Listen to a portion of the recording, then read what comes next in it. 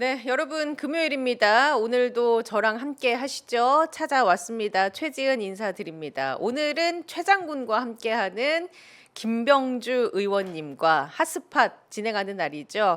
오늘도 최지은의 핫스팟 생생한 시사 입체적으로 분석하고 날카롭게 전해드리도록 하겠습니다.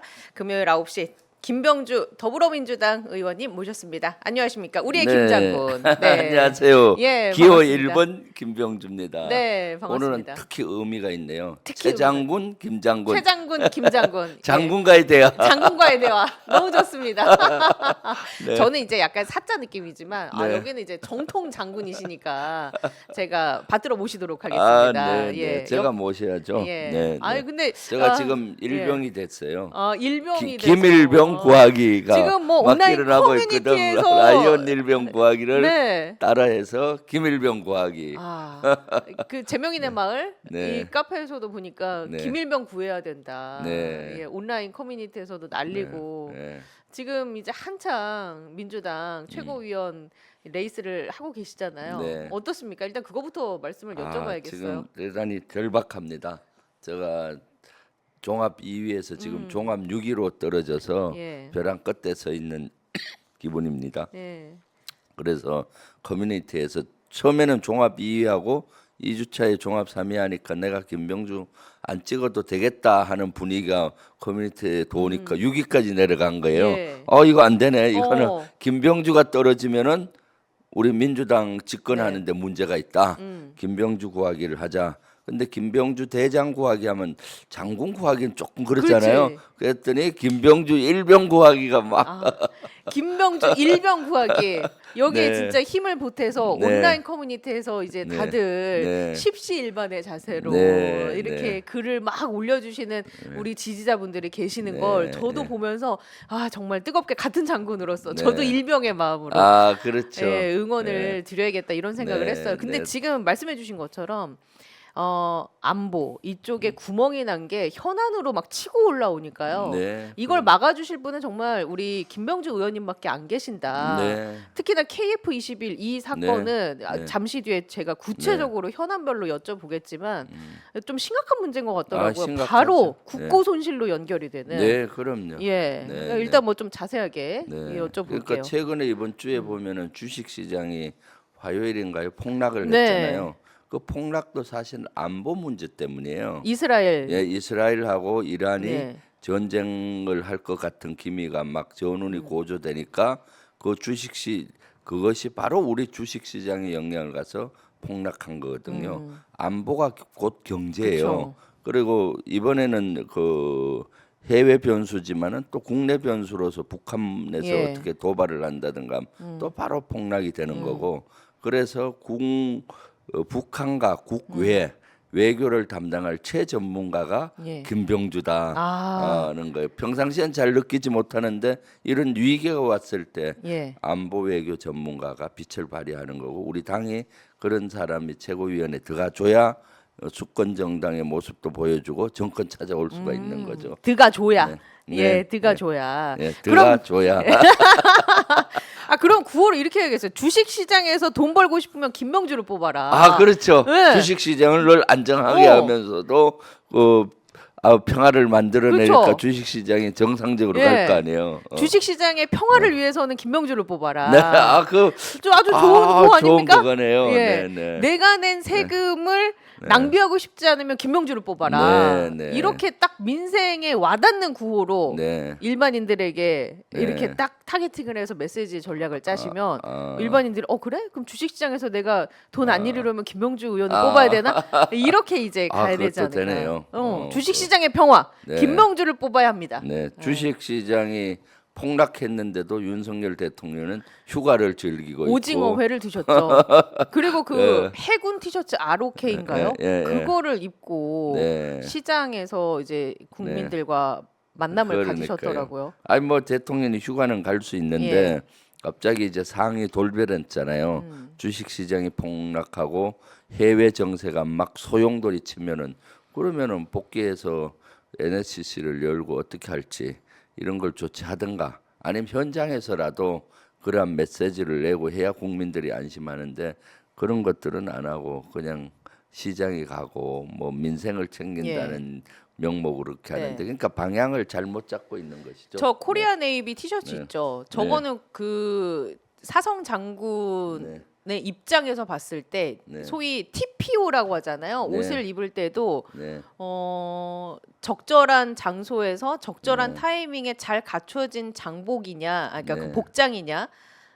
이 관점에서 보면 적절한 복장 보세요. 옷이라고 뒷모습 보면은 생각하십니까? 그냥 해군에서 입는 복장을 그대로 입으면 좋은데 저 대한민국 저거는 이제 그 로고인 것 같아요. 사진 찍은 로고를 찍은 건가요? 사진에 그냥 박혀 있는 로고고 옷만 그냥 코리아 옷만? 네이비. 네이비. 근데 저게 이제 어떤 그 국군들의 만남이나 그렇죠. 그런 게 아니고 그냥 시장에서 그리고 특히나 최혜병 지금 사건 때문에 그렇죠. 국가가 어수선한데 적절한 복장이었느냐 이 의문을 제기하시는 분들이 참 많거든요. 그럼요. 네, 예. 제가 봤을 땐 시장에 갈 때는 시장에 맞는 옷이 필요하고 저것은 군부대 갈 때나 저 옷을 입으면 되는 건데 아무 때나 저거 입는 거는 적절하지 않는 것 같아요. 적절하지 않다고 보신다. 특히 전날은 뭐 그래도 뭐 옷은 저렇다 손쳐도 주식이 폭락하고 있는데 지금 주식에 투자한 서민들은 진짜 얼마나 아프겠어요. 출렁출렁하죠. 예, 그럴 때 앞으로 주식시장 안정을 위해서 어떻게 하겠다. 이것은 뭐 중동의 이 여파로 보이는데 우리가 어떻게 한다. 또 그런 모습을 보면 빨리 정상화하잖아요. 그런 모습을 대통령이 보여줘야 되는데 그렇지 못한 점이 대통령이길 스스로 포기하는 거죠, 사실은. 네, 국민의 아픔이 전해지지 않으니까. 항상 그 주식 시장에서 우리나라가 대내적인 지정학적 리스크 하면 항상 북한과의 그 요소가 빠지지 않잖아요. 그럼요. 그 관점에서 보면 김병주를 뽑아야 주식 시장이 안정된다. 그렇죠. 안보가 경제다. 그리고 안보를 잘하면 평화가 오잖아요. 평화가 민생이다. 그것이 먹사니즘이자 사실은 우리 이재명 정부, 윤석열 정부를 끝장내고 민주 사기 정부, 강한 이재명 정부를 만들려면은 시작은 튼튼한 안보에서 해야 됩니다.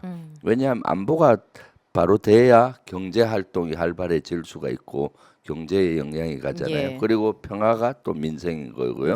평화롭지 않으면 민생이 제대로 이루어질 수가 있겠습니까? 그렇기 때문에 저와 같은 외교 안보 전문가가 최고위원이 돼서 윤석열 정권 끝장내고 이재명 정부 만들어야 된다. 그리고 제가 이재명 대통령 바로 옆에 앉아 있다고 생각해 보십시오. 최고위원회의에서.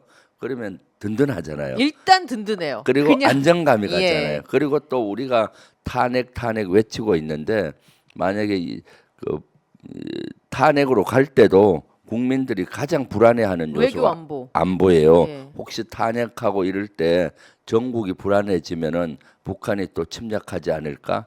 또는 뭐 윤석열 정부에서 계엄령을 내려서 이렇게 탄핵으로 간다면은 또 어떻게 하지 않을까? 이런 두 가지 불안을 갖고 있어요. 근데 저와 같은 안보 전문가가 딱 버티고 있으면은 탄핵으로 가는 과정에서도 북한도 지키고 계엄령 이렇게 내리는 것도 못하게 딱 막아내고 그렇게 할 수가 있는 거죠.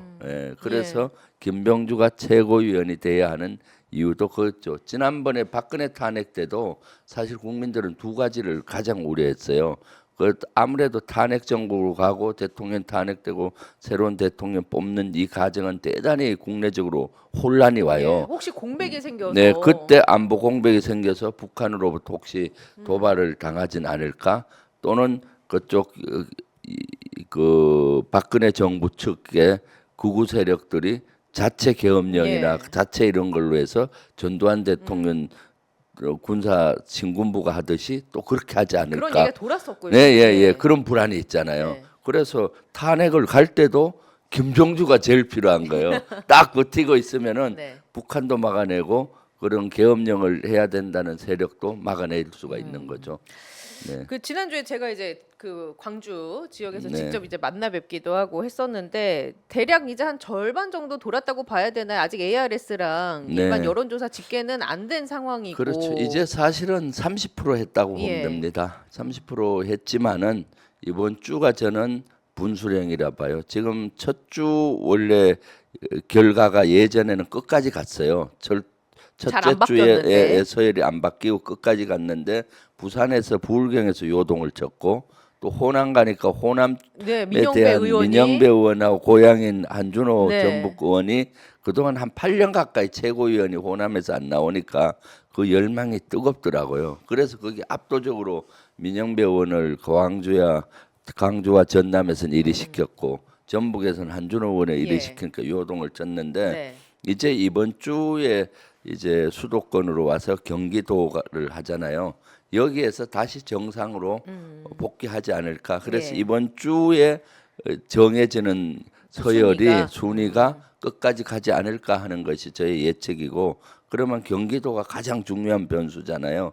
그래서 제가 절박해요 지금. 근데 또 이제 지역구가 경기 남양주시 을 네. 이쪽이니까 네. 조금은 그래도 기대를 해볼 수 있지 않을까? 뭐 라는 그럴 생각이 수는 드는. 있는데 대다수 최고위원들이 수도권이에요. 또 그런 측면이 예. 있으니까. 네네. 한준호 의원은 고향이고. 고향이고 이현주는 용인이고 예. 뭐 전년이 네. 그 이민석은 다 그렇네요, 서울권이고 하니까 그 경기도에 제가 의원이라고 해서 그렇게 유리하지는 않다.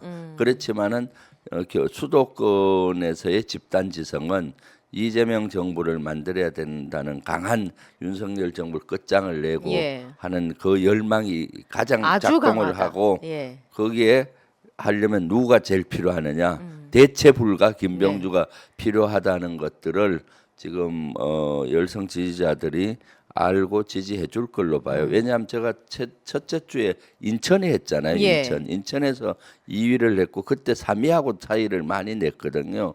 그 당시에 여론이 민심이 아닐까 하는 생각을 해보고 제발 경기도에서도 인천처럼 나왔으면 좋겠어요. 예.